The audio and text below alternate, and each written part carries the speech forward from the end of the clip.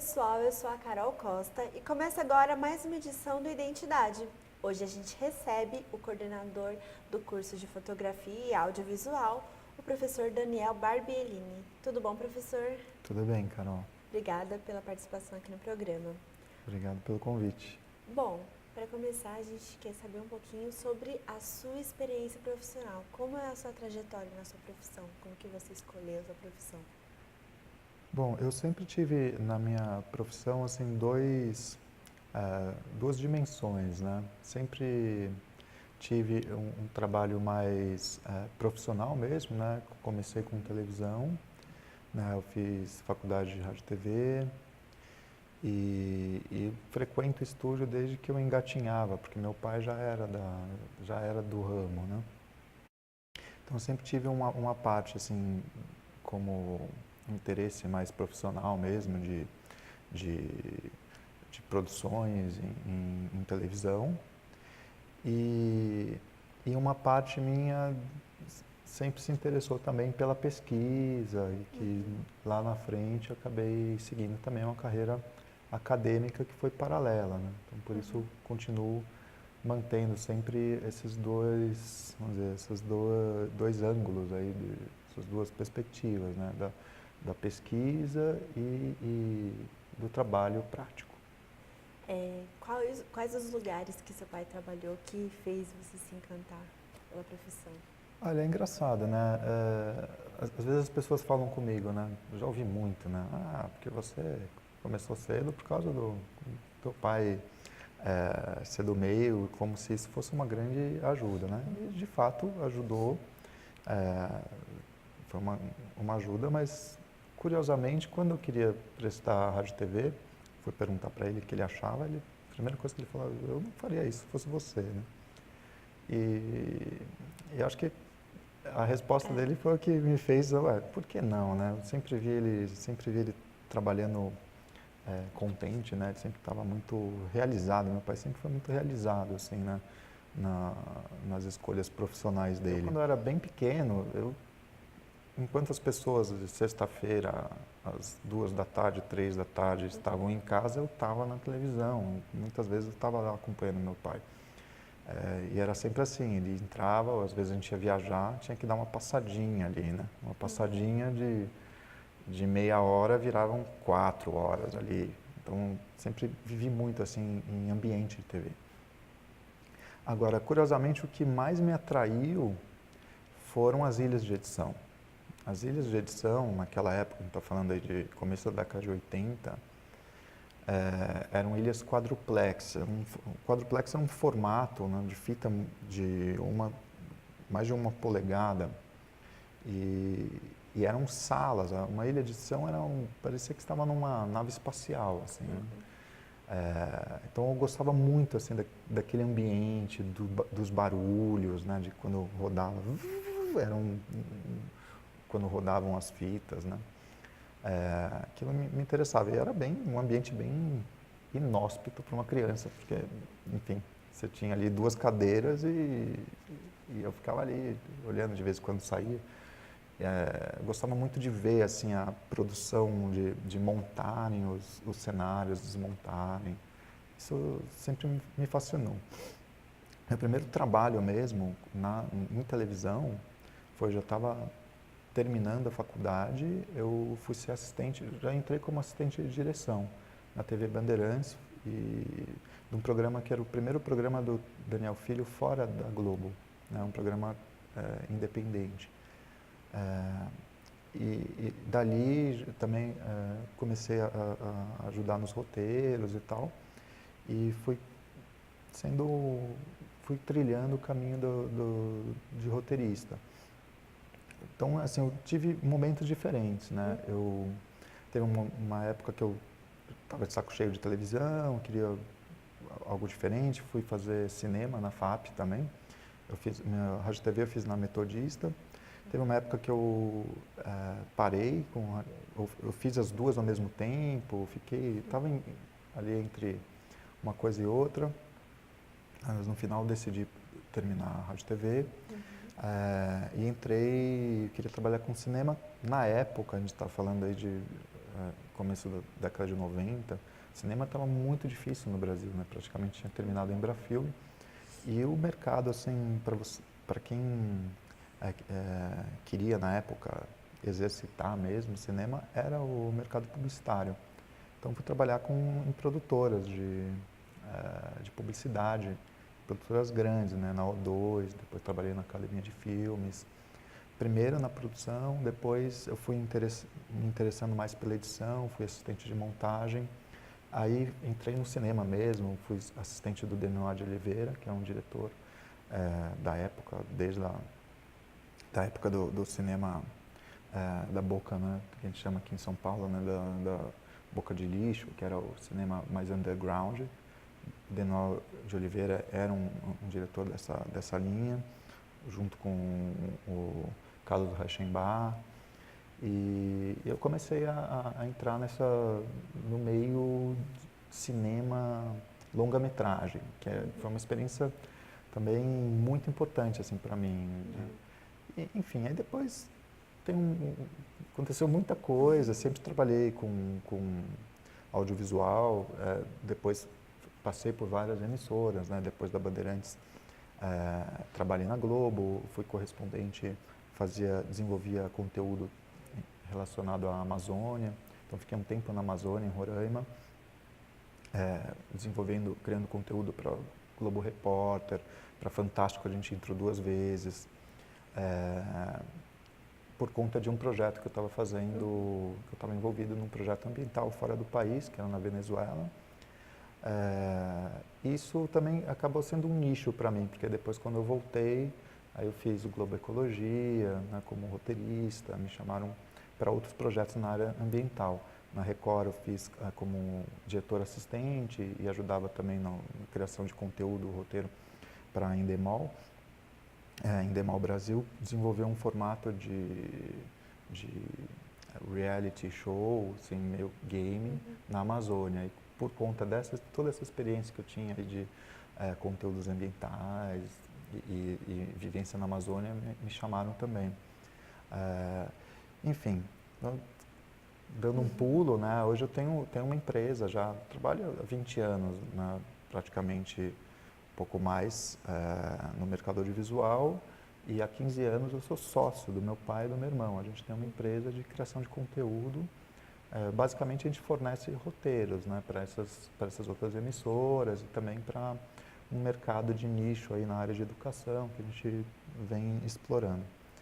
E, paralelamente, sempre tive esse interesse na pesquisa, então meu mestrado foi em artes visuais, mas desenvolvendo conteúdo para a internet, em vídeo. O doutorado também em educação, mas novas tecnologias de comunicação. Então, E como que a Fapcom entrou aí nesse meio todo da sua vida? Como a Fapcom entrou na minha vida, ou eu entrei na vida da Fapcom, né? Eu acho que um desdobramento normal, né? De você... O mundo acadêmico em São Paulo, ele é muito pequeno. Né? Parece grande, mas ele é pequeno. E chega um momento que professor, por essa questão até da vida mesmo acadêmica no ensino superior, ela força, né, os professores a sempre manterem contatos em outras instituições, não só naquelas onde leciona. Seja também quando chamam para banca, né, eu participo de bancas, né, de doutorado, de mestrado e até às vezes de graduação em outras faculdades. Então, naturalmente existe uma rede, né, de professores que se falam, né? E de um tempo para cá eu tenho ouvido falar a Fapcom. Quem me falou a primeira vez da Fapcom foi um aluno meu do Senac, porque eu fui professor lá já na FAAP, no Senac e na PUC, né, aqui em São Paulo, aí na Estácio também. 15 anos já como professor universitário. E eu tive um professor de rádio TV, um aluno de rádio e TV, que foi o Tom e a Carol, que são namorados, e que eles eram meus alunos lá do Senac, em produção audiovisual, e que era um curso tecnólogo de 2 anos. E E aí o Tom que me falou, professor, eu consegui passar nessa outra faculdade, o que você acha e tal. E eu nem conhecia a Fapcom, foi aí que eu, poxa, que legal, né? Que estrutura bacana, tem um corpo docente é, de primeira, eu acho, né? Tem ótimos professores.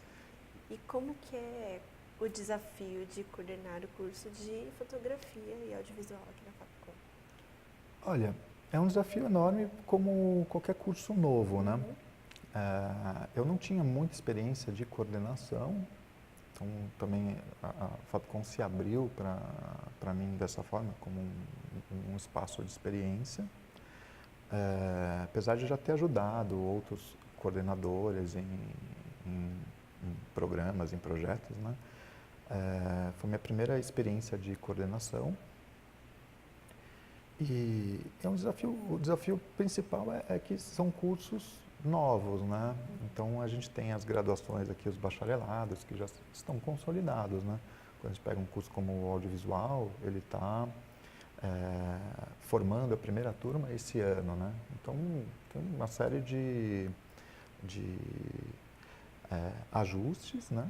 Que a gente tem liberdade para fazer. Isso é uma grande vantagem, né? De você ter um curso novo que você também pode ir modelando de acordo com as necessidades do mercado, como a gente está entendendo, né? As demandas atuais. Como que você enxerga o mercado das duas áreas hoje? Bom, começando do audiovisual, né? É um mercado que, com o tempo, eu fui aprendendo, né? Depois de 20 anos de experiência, e eu acumulo, além desses 20 anos, toda a experiência do meu pai, porque, enfim, desde criança a gente conversa sobre isso. Chega um momento que a gente percebe que a gente não sabe nada. Então, sobre o mercado, quem disser que sabe ou que entende o mercado audiovisual, acho que está mentindo. Porque é um mercado em transformação e nos últimos anos ele, assim, nós tivemos muitas transformações. Não dá para saber assim qual é o próximo hit, né? Há 20 anos atrás, acho que ninguém, se você me perguntasse o que você acha de um programa de competição com culinária, eu ia dizer, olha, acho difícil assim, né, ter isso pegar, né? E aí depois que um faz o sucesso, todo mundo vai atrás, né? Ou um Big Brother da vida, né? Um tempo atrás, o que você acha de um programa que ficasse a casa e as pessoas lá dentro vivendo, né? Então, eu acho que o mercado audiovisual tem mudado muito com novas plataformas. Então, plataformas VOD, né, de Video on Demand, do tipo Netflix e várias outras que estão surgindo, elas estabelecem uma nova maneira de consumir, né, o audiovisual, uma nova maneira de se relacionar com produtos audiovisuais. Então, a pessoa ela quer assistir na hora que ela quiser, quantas vezes, se ela quiser assistir 3 episódios seguidos, como um fenômeno que chama binge watching, né? Ela quiser assistir 3 episódios seguidos, ela precisa ter os 3 episódios ali, né?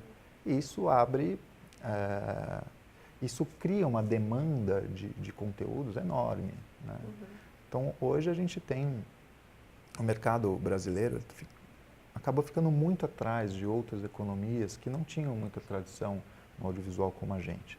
Por exemplo, Turquia, Israel, eles não tinham a bagagem que a gente tinha. E eles foram mais inovadores e estão sendo.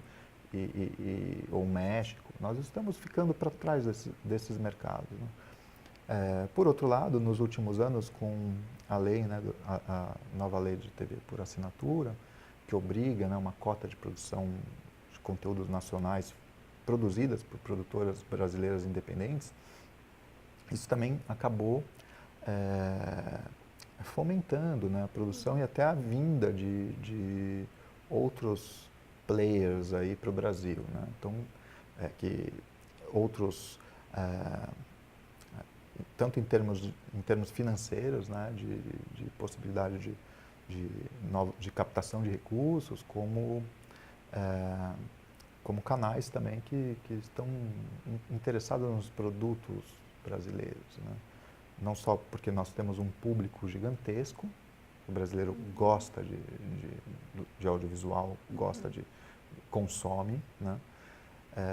Mas também porque temos aqui um potencial, né? Temos uma história, né? Mas, enfim, como eu estava dizendo, não tem como prever, né, quais são as tendências ou o que vai acontecer com o mercado nos próximos anos, né? Apesar da gente estar vivendo uma crise econômica como nunca houve na história do Brasil, o audiovisual tem sido um mercado em expansão, em crescimento, numa taxa de 8% ao ano, em média, né? Então, nós estamos ainda na contramão do resto dos outros setores, né? Mas já estamos sentindo, né, o reflexo da crise, porque as empresas investem menos em comunicação, enfim, tem um efeito dominó aí que a gente não sabe ainda por quanto tempo vai durar. Certamente o caminho para o Brasil, em termos de desenvolvimento de projetos audiovisuais, está mudando, né? Até outro dia, a gente dependia essencialmente de dinheiro do Estado, né? Os editais do governo e tal, ou Petrobras, né? Isso que dá na mesma, né? Agora, isso chegou num limite e esse valor, essa quantidade tende a diminuir, né? Então, precisamos pensar em novos caminhos junto à iniciativa privada, provavelmente. Sobre a fotografia. A fotografia, eu acho que nunca antes na história desse país e de outros países se fotografou tanto, né? Então, isso a gente pode ver em termos de compra de equipamentos, né? Então, a busca por equipamentos profissionais nunca teve esse volume, né? Então, e ao contrário, as câmeras amadoras deixaram de ser vendidas, porque a pessoa tem no celular uma câmera melhor do que as câmeras amadoras.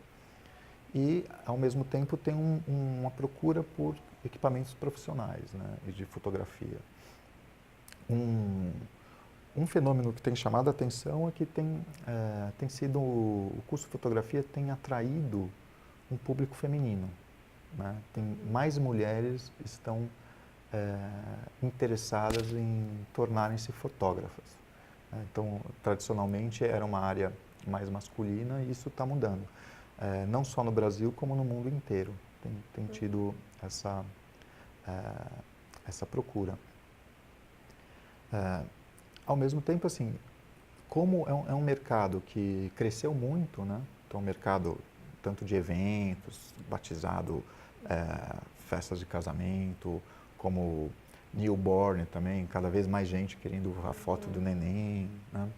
Foto de quando o casal se conheceu. Você vai, é só você ir no Ibirapuera, vai ali no Jardim Botânico, você vai ver a quantidade de gente fotografando ali e cada vez mais jovens também, os fotógrafos, gigantesca.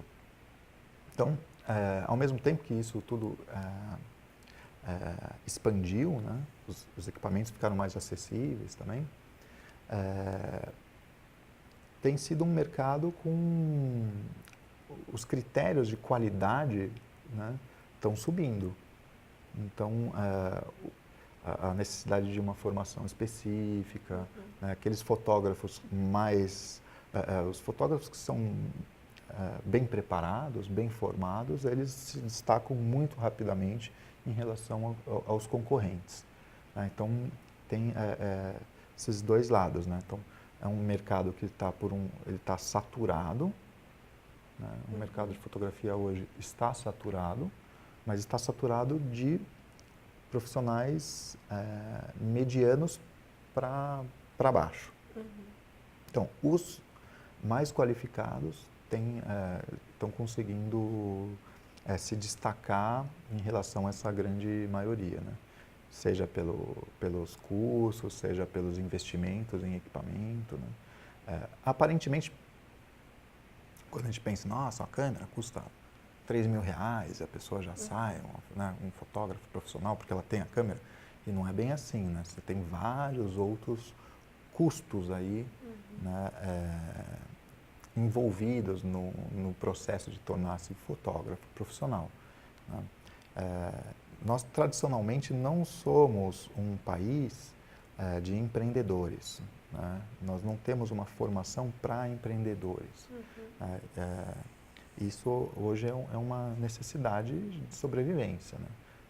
Uma pessoa, para ser um bom fotógrafo bem posicionado no mercado, ela tem que ser um empreendedor, alguém capaz de não só de vender o próprio trabalho, mas de encontrar as fontes de financiamento, né, saber se projetar como negócio, entender o negócio onde está, né? Então, assim, é um setor que está se profissionalizando cada vez mais e também está se internacionalizando, né? Temos aí mercados de vendas de imagem, bancos de imagem, né?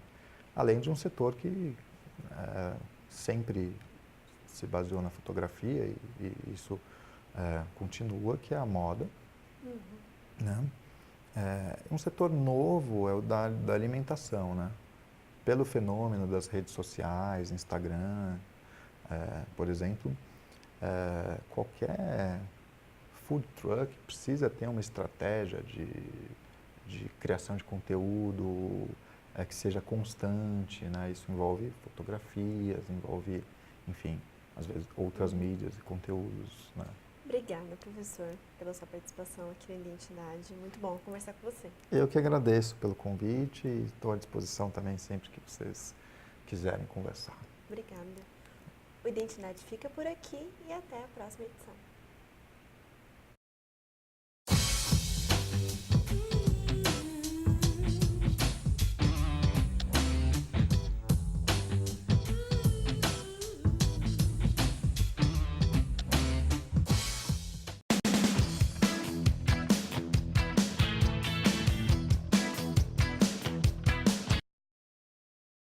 Demais, né? Não, Você tem que me cortar. Não,